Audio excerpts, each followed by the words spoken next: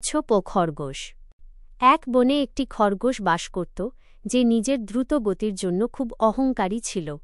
সে বনের প্রায় সকল প্রাণীকে নিয়ে হাসি ঠাট্টা করত, বিশেষ করে একটি কচ্ছপকে, যে খুবই ধীরে চলত। একদিন খরগোশটি কচ্ছপকে চ্যালেঞ্জ করল, কি হে কচ্ছপ, তুমি এত ধীরে হাঁটো, আমার সাথে একটা দৌড় প্রতিযোগিতায় আসবে? কচ্ছপটি ছিল শান্ত এবং বুদ্ধিমান। সে চ্যালেঞ্জটি গ্রহণ করল এবং বলল, ঠিক আছে, আমি রাজি, দেখা যাক কে জেতে। দৌড় শুরুর দিন বনের সকল প্রাণী জড়ো হল। দৌড় শুরু হতেই খরগোশটি বিদ্যুতের বেগে ছুটতে শুরু করল এবং কিছুক্ষণের মধ্যেই কচ্ছপকে অনেক পিছনে ফেলে দিল।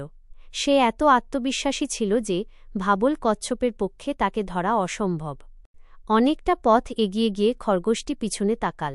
কচ্ছপ তখনও অনেক দূরে ধীরে ধীরে হেঁটে আসছে।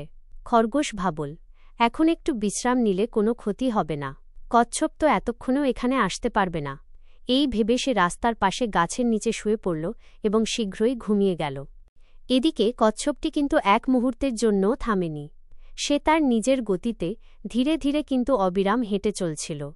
সে দেখল খরগোশটি ঘুমিয়ে আছে, তবুও সে কোনো দিকে না তাকিয়ে তার লক্ষ্যে এগিয়ে গেল। যখন খরগোশের ঘুম ভাঙল, সে দেখল সূর্য প্রায় ডুবে গেছে। দৌড়ে কি হলো দেখার জন্য সে দ্রুত লক্ষ্যে পৌঁছানোর চেষ্টা করল, কিন্তু সেখানে পৌঁছে সে দেখল কচ্ছপটি ইতিমধ্যেই জয়লাভ করে বিজয়ীর মুকুট পরে আছে। খরগোশের অহংকার ভেঙে গেল।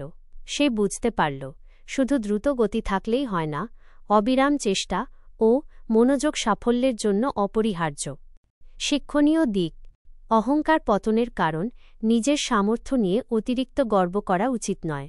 ধৈর্য ও অধ্যবসায়, ধীর গতিতেও যদি কেউ নিয়মিত ও অবিরাম চেষ্টা করে, তবে সে দ্রুতগামী কিন্তু অমনোযোগী প্রতিদ্বন্দ্বীকেও হারাতে পারে। Slow and steady wins the race, অর্থাৎ ধীরে এবং অবিচল থাকলে জয় নিশ্চিত। গল্পটি আপনার কেমন লাগল?